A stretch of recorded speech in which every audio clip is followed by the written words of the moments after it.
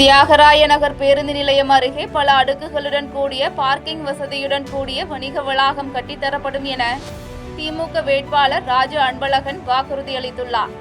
சென்னை தியாகராய நகர் சட்டமன்ற தொகுதியின் திமுக வேட்பாளரான ராஜு அன்பழகன் தனது சட்டமன்ற தொகுதிக்கு உட்பட்ட பகுதிகளில் சைக்கிளில் பயணம் செய்து உதயசூரியன் சின்னத்திற்கு வாக்கு சேகரித்தார்.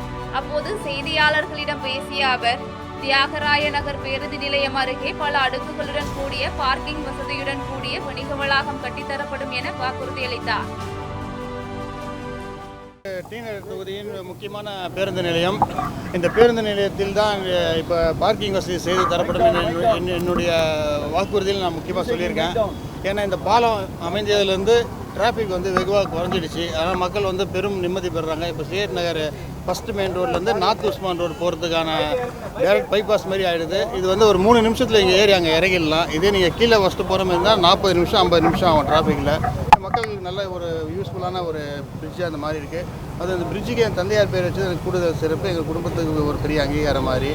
இப்போ இந்த டி நகர் பஸ் ஸ்டாண்ட் பார்த்திங்கன்னா இவ்வளோ பெரிய இடத்துல பஸ் ஸ்டாண்ட் இருக்குது. இது மேலே பல அடுக்குமாடிகள் கட்டி அதில் பார்க்கிங் வசதிகளோடு மற்றும் வணிக வளாகங்களோடு சேர்த்து அமைக்கப்படும் என்று நான் என்னுடைய தேர்தல் வாக்குறுதியை சொல்லியிருக்கிறேன். தலைவர் அவர்களிடம் ஆலோசித்துட்டு நான் சொல்லியிருக்கிறேன். இதை அவரும் கடந்த ஆட்சியிலே பண்ண வேண்டியது காலம் கொஞ்சம் கடந்து விட்டது. இருந்தாலும் அடுத்த ஆண்டு முதல் இந்த பணிகள் தொடர்ந்து நடைபெறும். அப்போது பார்க்கிங் பிரச்சனையும் டி நகரில் இருக்காது. இப்போ சில இடத்துல பார்த்திங்கன்னா தனியார் வீட்டுகளில் தனியார் ஹோட்டலில் 1 மணி நேரத்துக்கு 50 ரூபா 30 ரூபான்னு கொடுத்து போகிறாங்க. அதெல்லாம் இப்போ வெகுவாக குறைஞ்சி இங்கே பார்க்கிங் வந்துடும்.